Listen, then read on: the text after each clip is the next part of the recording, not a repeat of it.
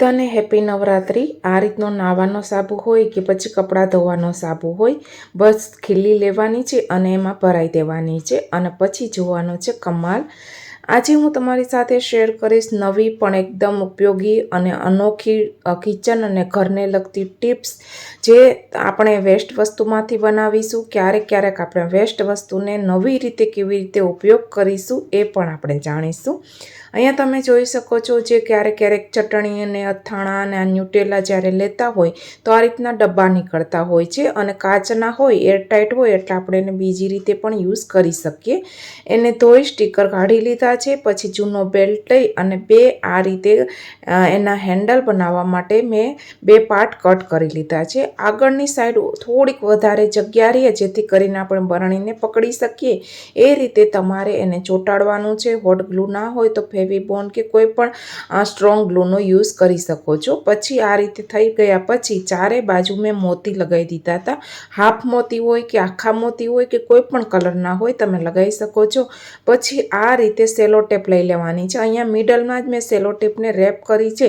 તમે ચાહો તો બે જગ્યાએ પણ કરી શકો છો, જેનાથી એક સરસ મજાની ડિઝાઇન ક્રિએટ થઈ જાય। તમારે જેવી ડિઝાઇન બનાવવી હોય એ રીતની સેલો ટેપને તમે વીંટી શકો છો। પછી તમારે કોઈ પણ કલર હોય એ કરી લેવાનો છે। કલર ઘટે એમ હતો તો પહેલી જારમાં મેં ઓછો કર્યો તો પછી બીજી જારમાં કરી લીધો સરખી રીતે, પછી પાછો આ જારમાં કરી લીધો તો ઇનફ થઈ ગયો હતો, એટલે વાંધો ના આવ્યો।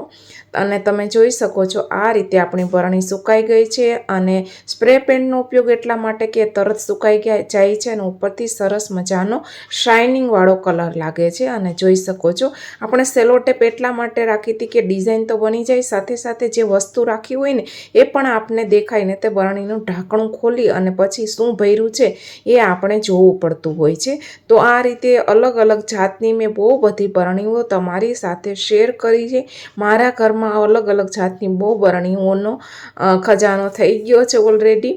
અહીંયા તમે જોઈ શકો છો મેં ગોળાકાર સર્કલમાં કાર્ડબોર્ડને કટ કરી અને ઓરેન્જ કલરનું કપડું વીંટી અને પછી ચારે બાજુ કાચ લગાવી દીધા છે, મિરર લગાવી દીધા છે। ગોળ મિરર લગાવ્યા છે, તમે કોઈ પણ લગાવી શકો છો।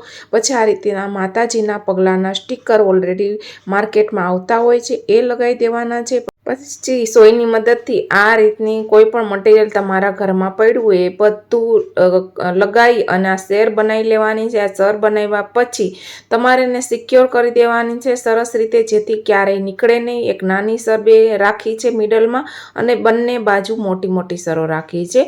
અને પછી હોટ ગ્લુ લગાવી અને આ રીતે સ્ટીકર લગાવી દીધા છે જેથી કરીને નીકળે નહીં। પછી ડબલ સાઈડ ટેપ લઈ લીધી છે।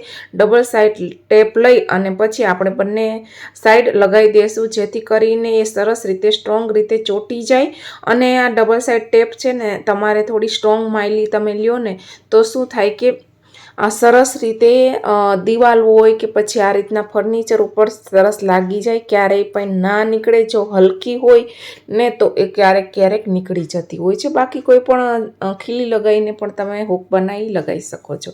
એવી જ રીતે આ એક દહીંનું ડબ્બો છે, તમે જોઈ શકો છો, એનો સ્ટીકર નીકાળી દેવાનું છે જો તમારે નીકાળવું હોય તો। ઉપરનું હેન્ડલ પણ મેં આ રીતે નીકાળી લીધું છે, જેનો આપણે પછી યુઝ કરીશું। પછી માર્કર પેન લઈ કે કોઈ પણ પેન્સિલ વગેરે લઈ આ રીતે માર્કિંગ કરી લેવાનું છે, જેટલું પણ તમારે ઓર્ગેનાઇઝર બનાવવું હોય। અને આ રીતે બનાવ્યા પછી તમે સીઝરની હેલ્પથી પણ આને કટ કરી શકો છો અને નાઇફ ગરમ કરી અને કરી શકો છો। તમે જોઈ શકો છો સીઝરથી પણ ઇઝીલી કટ થઈ જાય છે। કટ કર્યા પછી આપણે એને સરખું ઇવન કરી દઈશું, થોડુંક ઊંચા નીચું હોય તો તમે આ રીતે કરી શકો છો। અને પછી બે બાજુ હોલ કરી લેશું, સામસામે હોલ કરવાના છે, આડાવડા નથી કરવાના, જેથી કરીને જેવું આગળ આપણે હેન્ડલ કાઢ્યું હતું એને ફરી પાછું આપણે એને આમાં ઇન્સર્ટ કરી શકીએ। પછી આમાં મેં લેસ લગાવી છે બંને બાજુ। તમે ચાહો તો લેસની જગ્યાએ કોઈ પણ વસ્તુ જે મટીરિયલ તમારા ઘરમાં પડ્યું હોય એનો તમે ઉપયોગ કરી શકો છો। કપડાં ધોવાની દોરી હોય, કોઈ પણ શણની દોરી હોય જે સિંદરી આપણે કહેતા હોય છે એ પણ લગાવી શકો છો। અને એવું નથી કે હું જે લગાવું એ જ લગાવવાનું, તમારા ઘરમાં શું પડ્યું છે ને એ હિસાબથી તમે તમારી ક્રિએટિવિટી પ્રમાણે વસ્તુને બનાવી શકો છો। કેમ કે આવી વેસ્ટ વસ્તુ આપણા ઘરમાં બહુ બધી પડી હોય છે। ક્યારેક ક્યારેક આપણને એમ થાય કે આના શું યુઝ કરવો અને ક્યારેક ક્યારેક યુઝ કર્યા વગર આપણે એને ફેંકી દેતા હોઈએ છીએ। પછી આ એક પિનમાંથી નીકળેલું સ્ટોન હતો એ પણ મેં ઉપર લગાવી દીધો છે. ફ્રોકમાંથી કોઈ બો નીકળવું હોય તો પણ લગાવી શકો છો, યા ફિર તમે બનાવીને પણ લગાવી શકો છો. બહુ બધા ફ્લાવર ઘરે બની જતા હોય છે. તો આ રીતનું બાસ્કેટ આપણું ક્રિએટ થઈ ગયું છે. આમાં મેં બધી જ દવાઓ છે એ રાખી છે. તમે જ્વેલરી પણ નાખી શકો છો, કોઈ પણ સ્કિન કેર મેકઅપ કેરની વસ્તુઓ ટ્યુબ્સ વગેરે પણ રાખી શકો છો. અને એક બાસ્કેટ મેં પહેલાં પણ બનાવ્યું હતું જે તમારી સાથે શેર કર્યું હતું, એની ડિઝાઇન અલગ છે. અને એમાં મેં બધા જ જે ડીઓ સ્પ્રે કે બધા બોડી સ્પ્રે હોય એ ભર્યા છે, તમે જોઈ શકો છો. હવે આવે છે આજની સ્પેશિયલ ટિપ્સ. તમે જોઈ શકો છો આ રીતનો નાવાનો સાબુ હોય કે ધોવાનો સાબુ હોય, બસ એક મોટી ખીલી લેવાની છે. મોટી ખીલી ના હોય તો આ રીતે નાની ખીલી લઈ અને પછી તમારે ઉપરની સાઈડ આ રીતે હોલ કરી લેવાનો છે, જેથી કરીને બંને સાઈડ સરખી રીતે હોલ થઈ જાય. તો મેં બંને સાઈડ સરસ રીતે હોલ કરી દીધા છે, ઇઝીલી થઈ જાય છે. એક હોલ કર્યા પછી તમારે એનો ઉપયોગ કરવાનો છે. ક્યારેક સાબુ ધોયા પછી કે નહાવાનો સાબુને આપણે ઉપયોગ કર્યા પછી જ્યારે મૂકીએ છીએ ને ત્યારે વધારે ગળતો જાય છે, નીચેની સરફેસ પણ ખરાબ થઈ જતી હોય છે. સાબુદાનીમાં રાખીએ ને તો પણ એ ડ્રાય થઈ જતો હોય છે. તેવી જ રીતે થાઈલેન્ડ ગયા હતા ને તો ત્યાં આ જ રીતના સાબુ આવે છે હેન્ડલ સાથેના. તો હું શેર એટલા માટે કરું છું કે આપણે પણ આ રીતના સાબુ ઘરે બનાવી શકીએ છીએ. બસ આ રીતે કોઈ પણ દોરી લઈ અને આ રીતે હોલમાં પરોઈને આ રીતે ગાંઠો મારી અને કોઈ પણ જગ્યાએ આપણે હાથ ધોઈ અને પછી એને હેંગ કરી શકીએ છીએ, જેથી કરીને સાબુ પણ વધારે નહીં જોઈએ.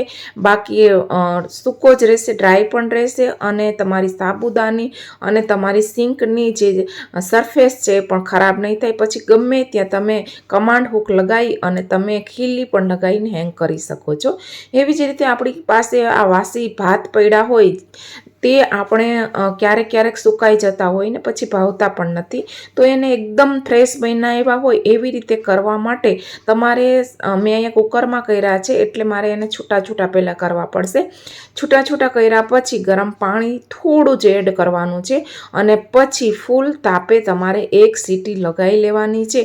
અહીંયા તમે ઓવનમાં કરશો તો પણ સરસ રીતે થઈ જાય છે, પણ બધાના ઘરમાં ઓવન હોતું નથી એટલે હું આ ઉપાય બતાવું છું. અને તમે જોઈ શકો છો એક સીટી થયા ગયા પછી આપણે ગેસ ઓફ કરી દેશું અને બધી જ વરાળ સીધી જ કાઢી નાખવાની છે. અને તમે જોઈ શકો છો આપણા જે રાઈસ છે એ પહેલાં જેવી રીતે તાજા બનાવ્યા હોય એવા જ ફ્રેશ બની અને તૈયાર થઈ ગયા છે. વધારે સીટી નથી લગાવવાની અને ધીમો ગેસ પણ નથી રાખવાનો. હવે આ છે નવરાત્રિનો પહેલો દિવસ. અહીંયા નવરાત્રિ દુબઈમાં કેવી રીતે હોય છે એની થોડી ઝલક હું તમને બતાવું છું, કેમ કે આજે પહેલો દિવસ હતો એટલે માણસો ઓછા હતા. અને આવી જ રીતે અહીંયા 3 તારીખથી 15 તારીખ સુધીની નવરાત્રિ અહીંયા થવાની છે. જે પણ અહીંયા બધા રહેતા હોય એમ ખાસ કરીને ગુજરાતી સમાજના લોકો અહીંયા નવરાત્રિ લેતા હોય છે. વિડીયો ગમ્યો હોય તો લાઈક